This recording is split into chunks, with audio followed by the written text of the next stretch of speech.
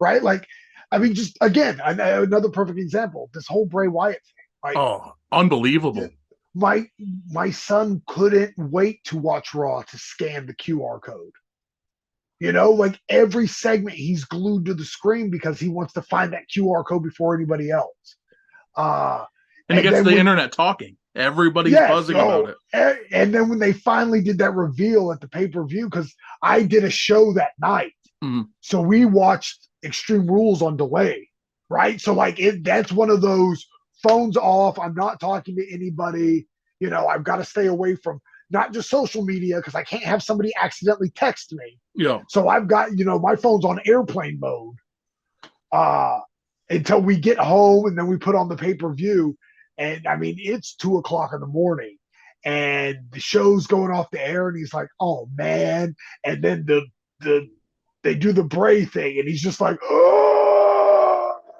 And he couldn't sleep for another 3 hours. And I'm like, dude, it's 2 o'clock, and I wrestled tonight. Leave me all the way alone. Yeah. Like, Good thing pay-per-views are on Saturdays now instead of Sundays. yeah, dude, daddy needs a nap. I love you. We'll celebrate this in the morning with donuts. Get out of my face completely. But like, that's the stuff. It's just Yeah. like, uh, you know, how can you say anything bad about what he's done? And Like it's he just has a clear appreciation for the big time stuff and then the fundamental hardcore wrestling. I mean, Cruiserweight Classic, the Mae Young yes, Classic, yes, 205 Live, yes. NXT UK. You have all these things that really appeal to the hardcore fan. Personally, that's really like I grew up in the Attitude Era and the new generation, right? So I love that stuff. Yeah. But my sensibilities these days tend to be more towards the Cruiserweight Classic, Oh, NXT, 100%. 205 Yes. Live, that kind of stuff. So the fact that he can merge that with Brock Lesnar driving a tractor down and flipping the ring, Exactly. Bray Wyatt, and having it make sense. And another thing, and I'm sorry, I'm going off, but No, you're good. they're including a lot of random thing happens in the background of this segment. Which I I love. love it. So I used to help produce a show in Warner Robins called Rampage Pro Wrestling. And Mm-hmm. my big vision for this show, uh, because we were running out of basically a Chuck E. Cheese, it was a family fun center. That's cool.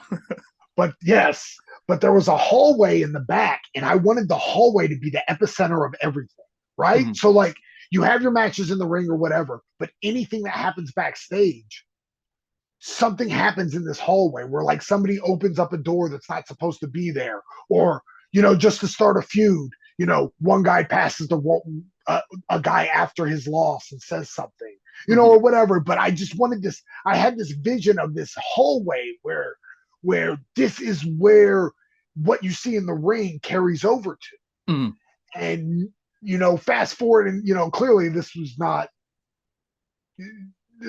an idea taken from me, but it's just almost like a manifestation of what Triple H is doing now, where you see in the background these little things that are just, might not have something to do with immediately what's on the screen, but it might. But there's always something going on, No, and it's not just one singular focus. And I love it so much. it's rewarding for the viewer to have that. And again, another.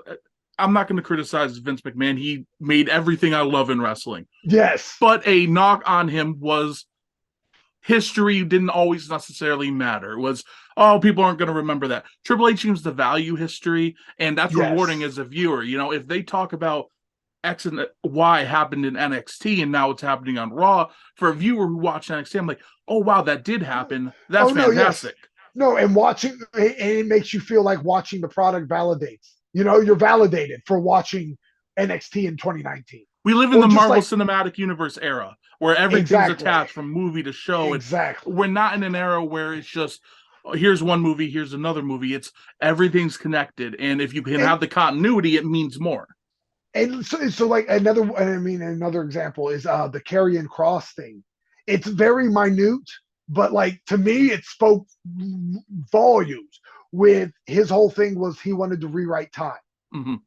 That's why he attacked Drew McIntyre, because Drew McIntyre got the push he should have got, Yeah. and he's back to rewrite time, and that's it. That's all I needed.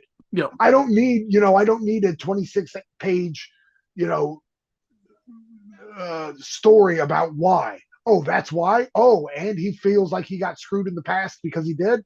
All right, I'm all in on this thing. Yeah. Right? Like it didn't have to be this epic journey. It acknowledged the past and moved forward. Okay, I'm in. it's, it's not rocket science, but sometimes it's been presented as such. Yeah.